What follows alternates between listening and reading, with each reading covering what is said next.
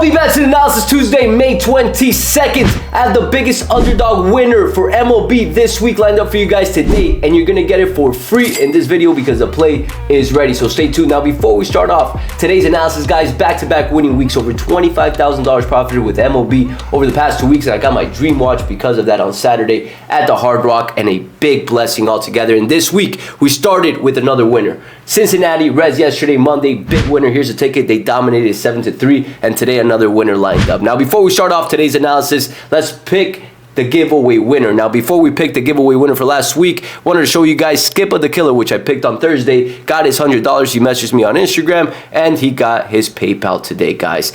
That is how it works. Every day I'm going to come here, pick a winner. You got to like, you got to comment, and you got to be subscribed in order for me to pick you. In the video, I picked the winners like you're about to see right now. This was Thursday's video, the last video I did last week. I'm going to do it randomly, not looking. And I'm going to be picking DVP 5248. Nice pick with Cleveland. I didn't see the video until the middle of game, but you got him at plus money. So reply, DM me, you won 100. So he is the winner for today. You have till today to message me. If not tomorrow, the giveaway will be doubled and it'll be $200. Now, guys, lastly, before I start off with giving you guys the winner briefly, and this is for those that want parlays and live picks. Over the last 30 days, I've been testing the system with live plays and parlays, 2-team parlays. That's it, and it's been wonderful. And now I'm ready to give it to the public. As you guys can see, here are some of the tickets. A lot of plus money plays, a lot of parlays, 2-team parlays, not 3, only 2-team parlays, great odds. I've been testing this out, being a little bit more flexible, and it's been working really well, guys. And this is for people that have a bankroll of over $10,000. If you guys are just starting off, I do not recommend you taking these live plays or parlays. You grow your bankroll by taking 1 or 2 plays a day. Once you grow it to the number you want, 10, 20, 100,000, then you can start being a little bit more flexible and doing live plays and parlays. Again, if you're starting off, do not do this. If you guys are in this industry, have been for a while, gamble really well, then this is for you guys. Go ahead and DM me VIP if you guys want this pass. It's $200 for the month. You get 3 to 5 plays a week with this package, live plays and parlays and plus money plays. Left it at $200 because it's not plays every single day. This is in addition to the current pass you have, because not everybody's going to get this play. It's only for those that really want them and have the bankroll for that. If you guys do not want them, just stick with the plays, the 1 play a day rule. That's going to work perfectly for you guys. So let's get to the money for today, guys. Atlanta Braves versus Phillies, first game that I'm looking at for the day, guys.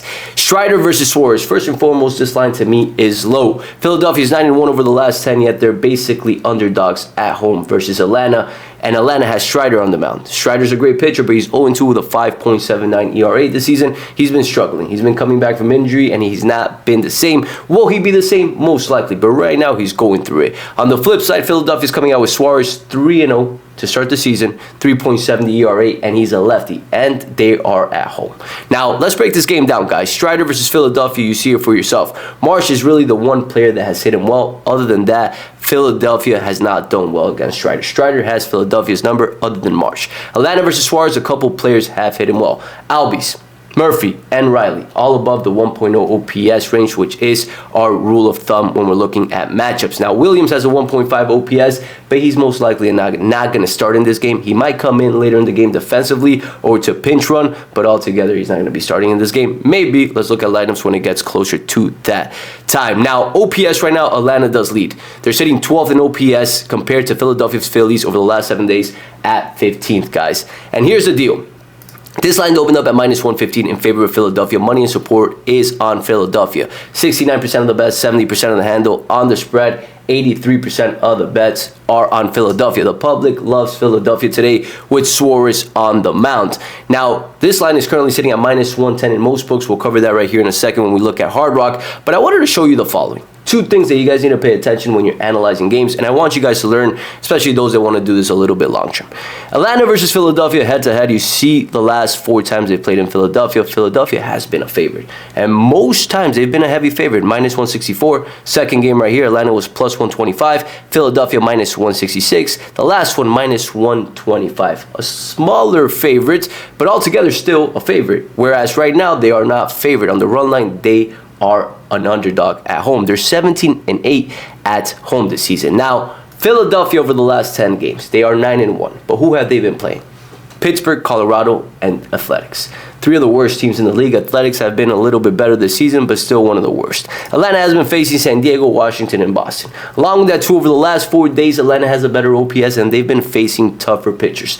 Dylan Cease, Michael King, and Nick Pivetta. Nick Pivetta and Dylan Cease, one of the best pitchers in the league. Nick Pivetta has started the season excellently, whereas Philadelphia has been facing pretty mediocre pitchers. In the last 10 games, they faced one good pitcher, Skeens. That's about it. Other than that, these are pitchers that are hittable, especially for a team like Philadelphia. Secondly, guys, bullpen matters. And this is an area where Atlanta has been thriving big time. Over the last 5 games, they've allowed 2.25 runs per 9 innings compared to Philadelphia 5.63 per 9 innings. And Atlanta's been facing, again, tougher opponents, San Diego, Washington, Boston compared to Philadelphia, Colorado, Oakland, and Pittsburgh. Colorado and Pittsburgh are easily the worst teams when it comes to batting and pitching in the league, guys. So strength of schedule favors the Atlanta Braves big time. Along with that, too, we know Strider just came back from an injury, and he's been allowing a bunch of runs. Last game, 4 earned runs against Washington. Prior to that, Toronto, 2 earned runs. Prior to that one versus Arizona, 5 earned runs. He did pitch against Philadelphia March 29th, 2 earned runs, pitched pretty well together. Got kind of injured again, and now he's coming back again. Now, Philadelphia, you got Suarez. He's been pitching pretty well. 3 games. In 2 of them, he's allowed 0 earned runs. In 1 of them, versus Pittsburgh, he allowed 3 earned runs. Altogether, he's been pitching better than Strider, we can all agree. Now, looking at numbers is not the name of the game. If it was as easy as looking at stats and seeing what team is better based on stats, we'd all be fucking rich. But that's not the case. We look at Vegas. What is Vegas positioning for this game? And a key stat that we like to look at is earned runs. You see it right here, Spencer Strider, under 2.5 sitting at minus 155, compared to under 2.5 for Suarez at minus 140. What does that mean? Suarez is projected to do worse in this game. It's all props at the end of the day. We're going to see how that plays out. But Vegas expects Strider to pitch better. They have him at favorite, minus 155 compared to minus 140 to go under 2.5 earned runs. We already spoke about the bullpen as well. Atlanta is dealing when it comes to the bullpen. Philadelphia's been a little bit shaky, especially since Alvarado hasn't been there for the past few days, few weeks. So something to factor in. Lastly, team props. Phillies to bat in the 9th at, yes, minus 170. And they also have Atlanta favored to get more hits in this game, fellas. I love Atlanta in this spot. This line is currently sitting at, let's pull it up. Atlanta is sitting at minus 110 right now, and the run line is minus 1.5 in favor of Atlanta, guys. So that's game 1 that I like for today. Game 2 is Tampa Bay versus the Twins. I love Tampa Bay. The Twins are getting majority of the money because Joe Ryan's pitching. Taj Bradley hasn't been the same pitcher as last season, but altogether, Tampa Bay has an elite bullpen. Their OPS is much higher than the Twins. As a matter of fact, the Twins are sitting last in OPS right now, and OBP. Tampa Bay isn't. Tampa Bay coming out with Taj Bradley, a game that yesterday you saw what they could do. I like them again today. The line was what kept me a little bit away from it because I felt like Tampa Bay should have been favored in this game considering their home. But a game that we're going to look how the line moves throughout the day, guys. So that is it for today.